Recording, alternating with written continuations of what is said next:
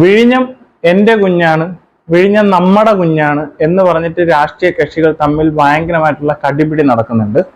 ഒപ്പം ഈ കഴിഞ്ഞു പോയ ഒരു സർക്കാർ പരിപാടിയിൽ എന്തിനാണ് ഒരു പാർട്ടിയുടെ അധ്യക്ഷനെ ആ സദസ്സിൽ ഇരുത്തിയത്?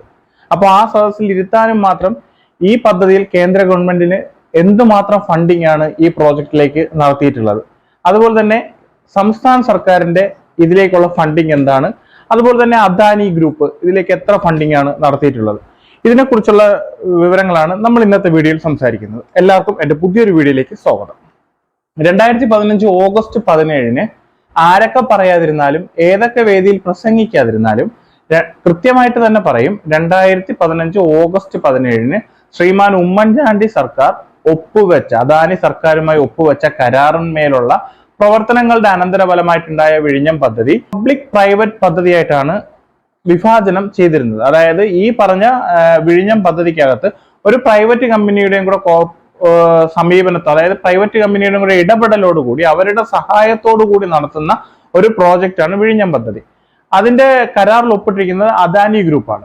ഈ പ്രോജക്റ്റുമായിട്ട് മുന്നോട്ട് പോകുന്ന സമയത്ത് ഈ പറയുന്ന പിണറായി സർക്കാരിന്റെ 10 വർഷക്കാലം വളരെ സുദീർഘമായ പ്രവർത്തനം തന്നെയാണ് ഗവൺമെന്റ് ഈ ഒരു പ്രോജക്റ്റുമായിട്ട് മുന്നോട്ട് പോകാൻ കാണിച്ചത്. കാരണം ഇതിന്റെ തുടക്കത്തിലുണ്ടായ അലിഗേഷൻസിന് ഒരു ജുഡീഷ്യൽ അന്വേഷണവും അതുപോലെ തന്നെ വിജിലൻസ് അന്വേഷണവും നടത്തി ക്ലിയർ ചീട്ട്, അതായത് ഉമ്മൻചാണ്ടി സർക്കാരിന് ക്ലിയർ ചീട്ട് കിട്ടിയതിനപ്പുറം നടന്ന ഒരു പ്രോജക്റ്റാണ് ഈ പറയുന്ന വിഴിഞ്ഞം പ്രോജക്റ്റ്. അപ്പൊ ഇതില് 61.5%, അതായത് ഈ പ്രോജക്റ്റിലേക്ക് 61.5% ഫിനാൻഷ്യൽ സപ്പോർട്ട് കൊടുത്തിരിക്കുന്നത് കേരള ഗവൺമെന്റ് ആണ്, അതായത് നമ്മുടെ കേരള സർക്കാരാണ്. അതുപോലെ തന്നെ 29%, ഏകദേശം ഒരു 28.5 അത്രയും പെർസെന്റേജ് ഷെയർ കൊടുത്തിരിക്കുന്നത് അദാനി ഗ്രൂപ്പാണ്. ബാക്കി വരുന്ന 0.8 സംതിങ് ആണ് കേന്ദ്ര സർക്കാരിന്റെ വിഹിതമായിട്ട് ഈ പ്രോജക്റ്റിലേക്ക് ഉൾപ്പെടുത്തിയിട്ടുള്ളത്. അപ്പൊ ഇത് ഏകദേശം ഒരു കണക്ക് പറഞ്ഞു വന്നാല് ഇതിൽ ഏറ്റവും അവസാനം കണക്ക് വെച്ച് നമ്മൾ, അതായത് ഒരു ഫിഗർ വെച്ച് നമ്മൾ സംസാരിക്കുകയാണെങ്കിൽ, ഒരു 10 രൂപ കൊടുക്കുന്നുണ്ടെങ്കിൽ, ഒരു 10 രൂപയാണെന്ന് മൂല്യം എണ്ണെടുക്കുക, അതിൽ 6 രൂപ കേരള ഗവൺമെന്റും 3 രൂപ അദാനി ഗ്രൂപ്പും 1 രൂപ കേന്ദ്ര ഗവൺമെന്റാണ് കൊടുക്കുന്നത്. അത് കൂടിക്കൂടി വരും. 100 രൂപയാകുമ്പോൾ അത് 60 രൂപയും 40 രൂപ അദാനി ഗ്രൂപ്പും 10 രൂപ കേന്ദ്ര ഗവൺമെന്റും. ഈ ഒരു ഫിഗറിലാണ് ഇതിന്റെ ഫിനാൻഷ്യൽ സപ്പോർട്ട് കൊടുത്തിരിക്കുന്നത്. അപ്പൊ ഇതിന്റെ ഒരു കണക്ക് വെച്ച് തന്നെ നിങ്ങൾക്ക് ഏകദേശം ഇതിന്റെ ഒരു വലിപ്പം മനസ്സിലാവും. അതായത് കേന്ദ്ര ഗവൺമെന്റ് ഇതിൽ കൊടുത്തിട്ടുള്ളത് 817 കോടി രൂപയാണ്. ഈ 817 കോടി രൂപയുടെ 6 മടങ്ങാണ് കേരള ഗവൺമെന്റ് ഈ പ്രോജക്റ്റിലേക്ക് വെച്ചിരിക്കുക. ഏകദേശം 5800 പ്ലസ് വരുന്ന കോടി രൂപയാണ് കേരള ഗവൺമെന്റിന്റെ, അതായത് കേരള സർക്കാർ ഈ ഒരു വിഴിഞ്ഞം പ്രോജക്റ്റിലേക്ക് ഇൻവെസ്റ്റ് ചെയ്തിട്ടുള്ളത്. ഇനിയാണ് ഇതിന്റെ മറ്റൊരു വശം കൂടി നമ്മൾ അറിയണം. ഈ ഒരു വശം കൂടി അറിഞ്ഞാൽ മാത്രമേ ഇതിനൊരു പൂർണ്ണത വരത്തുള്ളൂ. ഇതിൽ ഈ കേന്ദ്ര ഗവൺമെന്റ് കൊടുത്തിരിക്കുന്ന 817 കോടി രൂപ മുതലും പലിശയും സഹിതം, മുതൽ മാത്രമല്ല മുതലും പലിശയും സഹിതം ഈ കേരള സർക്കാർ തിരിച്ച് കേന്ദ്ര ഗവൺമെന്റിന് തിരിച്ചടയ്ക്കണം. അതായത് വൈബിലിറ്റി ഗ്യാപ്പ് ഫണ്ട് വഴിയാണ് ഈ പറയുന്ന വിഴിഞ്ഞം പോർട്ടിലേക്ക് കേന്ദ്ര ഗവൺമെന്റ് ഫണ്ടിങ് നടത്തിയിട്ടുള്ളത്. അതായത് എന്തെങ്കിലും തരത്തിലുള്ള തടസ്സങ്ങൾ വരുന്നു ആ സമയത്ത് കേന്ദ്ര സഹായം എന്ന പദ്ധതിയിലേക്ക് ഉൾപ്പെട്ടിരിക്കുക. അതാണ് ഈ പറയുന്ന വൈബിലിറ്റി ഗ്യാപ്പ് ഫണ്ട്. ആ ഒരു പദ്ധതി പ്രകാരമാണ് കേന്ദ്ര ഗവൺമെന്റ് ഈ ഒരു പ്രോജക്റ്റിലേക്ക് 817 കോടി രൂപ ഇൻവെസ്റ്റ് ചെയ്തിട്ടുള്ളത്. പക്ഷെ ഈ പൈസ മുഴുവനായിട്ട് മാത്രമല്ല പലിശ സഹിതം അത് നമ്മൾ കേരള ഗവൺമെന്റ് തിരിച്ചടയ്ക്കണം. പക്ഷെ അവിടെയും ഒരു കാര്യമുണ്ട്. പക്ഷെ ഇതെല്ലാം തന്നെ ഒരുപാട് ചർച്ചകൾക്കപ്പുറം കേരള ഗവൺമെന്റ് ഒപ്പിട്ട് കൊടുത്ത ഒരു കാര്യമാണ്. ഈ എല്ലാ ചർച്ചകളും ഒരുപാട് തരത്തിലുള്ള നെഗോഷ്യബിൾ ടോക്ക് നടന്നു. അതിനെതിരെ കേരള ഗവൺമെന്റ് ഒരുപാട് തർക്കിച്ചു. നമുക്കിത് അങ്ങനെ ഒഴിവാക്കി തരണം, പലിശരഹിതം ഒഴിവാക്കി തരണം, തിരിച്ചടയ്ക്കാത്ത രീതിയിലാക്കി തരണം എന്ന് വെച്ചിട്ട് ഒരുപാട് തർക്കങ്ങൾ ഒടുവിലാണ് ഇത് ഫൈനലിയാണ് ഈ ഒരു എഗ്രിമെന്റിലേക്ക് കേരള ഗവൺമെന്റ് ഒപ്പിടുന്നത്. നമ്മളിത് അതായത് കേന്ദ്ര ഗവൺമെന്റിന് ഈ ഫണ്ട് നമ്മൾ തിരിച്ചു കൊടുക്കുമ്പോൾ നെറ്റ് പ്രസന്റീവ് വാല്യൂ NPV എന്ന് പറയുന്ന ഒരു കാറ്റഗറി പെടുത്തി, അതായത് നെറ്റ് പ്രസന്റ് വാല്യൂ എന്ന് പറയുന്നത് ആ സമയത്തുള്ള പണത്തിന്റെ മൂല്യം, അതനുസരിച്ചിട്ടുള്ള രീതിയിലായിരിക്കും നമ്മൾ കേന്ദ്രത്തിന് ഈ ഫണ്ട് തിരിച്ചു കൊടുക്കേണ്ടത്. അപ്പൊ ഏകദേശം നമ്മളിപ്പോൾ എടുത്തിരിക്കുന്ന 817 കോടി രൂപ നമ്മൾ തിരിച്ചു കൊടുക്കുമ്പോൾ 12 കോടി രൂപ അടുപ്പിച്ച്, അതായത് 10,000 കോടിയോ 12,000 കോടിയോ രൂപ അടുപ്പിച്ച് നമ്മൾ പലിശ സഹിതം കേന്ദ്ര ഗവൺമെന്റിന് കേരള ഗവൺമെന്റ് തിരിച്ചടയ്ക്കണം. അപ്പൊ അതാണ് ഇതിനകത്തുള്ള ഒരു വസ്തുത.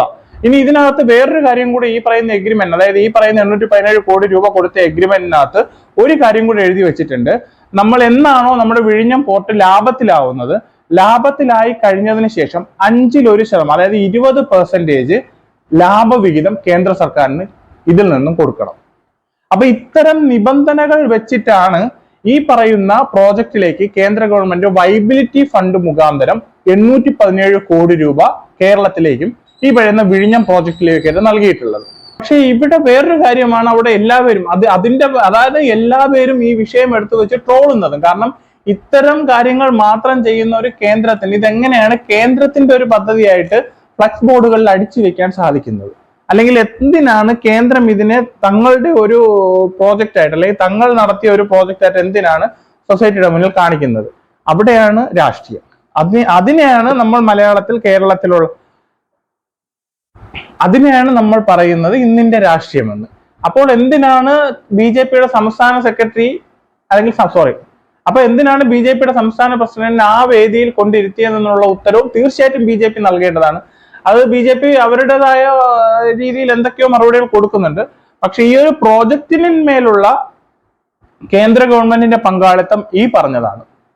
നമ്മുടെ ഭാവിയിൽ ഈ പോർട്ട് മുന്നോട്ട് പോകുന്നതനുസരിച്ച് പല ഘട്ടങ്ങളിൽ ഇനി തീർച്ചയായിട്ടും കേന്ദ്ര ഗവൺമെന്റിന്റെ ഒരുപാട് പങ്കാളിത്തം ഈ ഒരു പ്രോജക്റ്റിലേക്ക് വേണ്ടി വരും. നമ്മുടെ ചരക്ക് ഗതാഗതത്തിനായാലും വിനിമയത്തിനായാലും മറ്റു എല്ലാ ഉപാധികൾക്കായാലും മറ്റ് എന്ത് തരത്തിലുള്ള സെക്യൂരിറ്റി ആയാലും എല്ലാത്തിനും കേന്ദ്ര ഗവൺമെന്റിന്റെ ഒരു സഹായം കേരള ഗവൺമെന്റിന് ഈ പ്രോജക്റ്റിന് തീർച്ചയായിട്ടും അനിവാര്യമായിട്ടുള്ള ഒരു കാര്യമാണ്. അതൊരിക്കലും നമുക്ക് മാറ്റി നിർത്താൻ പറ്റുന്ന ഒരു വിഷയമല്ല. പക്ഷെ ഇതിന്മേലുള്ള ഫണ്ടിങ്ങും അതുപോലെ തന്നെ ഇതിന്റെ പ്രോജക്റ്റിന്മേലുള്ള എഫേർട്ടും ഇട്ടിരിക്കുന്നത് എനിക്ക് തോന്നുന്നു മെജോറിറ്റിയുടെ മേൽ കേരള ഗവൺമെന്റ് തന്നെയാണ്. അത് വളരെ ഭംഗിയാം വിധം പൂർത്തിയാക്കിയ അദാനി ഗ്രൂപ്പാണ്.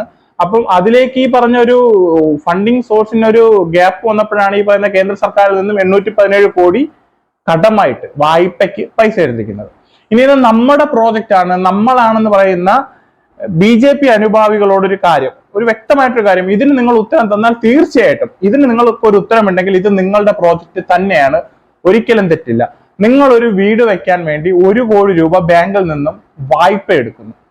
വായ്പ എടുത്ത് നിങ്ങൾ ഒരു വീട് വെച്ചു. വീട് വെച്ചിട്ട് നിങ്ങൾ ആ വായ്പ തിരിച്ചടച്ചു കഴിഞ്ഞാൽ, അല്ലെങ്കിൽ ആ വീട് വെച്ചുകൊണ്ടിരിക്കുന്ന സമയത്ത് ഈ വീട് നിങ്ങളുടേതാണോ ബാങ്കിൻ്റെതാണോ? ഇതിന് നിങ്ങളൊരു ഉത്തരം തരിക. അപ്പൊ ഇനി അടുത്തൊരു വീഡിയോ വരുന്നവരെ നിങ്ങൾക്ക് എല്ലാവർക്കും നല്ലൊരു ദിവസം ഞാൻ ആശംസിക്കുന്നു.